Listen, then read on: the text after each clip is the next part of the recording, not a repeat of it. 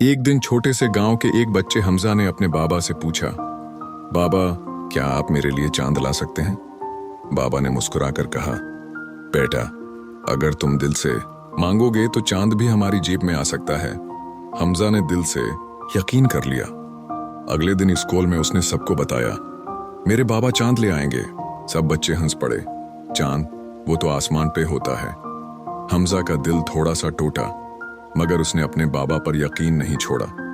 रात को हमजा छत पर चढ़ा, चांद की तरफ देखा और बोला, चांद भाई मेरे बाबा बहुत अच्छे हैं, आप उनकी जेब में आ जाएं। बाबा छत पर आए, हमजा को गोद में उठाया और बोले, चलो चांद को सलाम करते हैं। फिर बाबा ने जेब से एक नन्हा सा चमकता हुआ चांद निमा खिलौना निकाला जो रोशनी भी देता था। हमजा की आंखें चमक उठीं। बाबा आप सच में चांद ले आए? बाबा ने कहा, बेटा ख्वाब देखना मत छोड़ना, लेकिन याद रखो चांद लाने के लिए मेहनत, सब्र और यकीन जरूरी होता है। अगले दिन हमजा ने स्कूल में सबको वो चांद दिखाया। अब बच्चे हैरान थे और उन्होंने पूछा, क्या हमारे बाबा भी चांद ला सकते हैं? हमजा ने मुस्कुराकर कहा, हाँ अगर वो दिल से मांगे और दिल से मोहब्बत करें।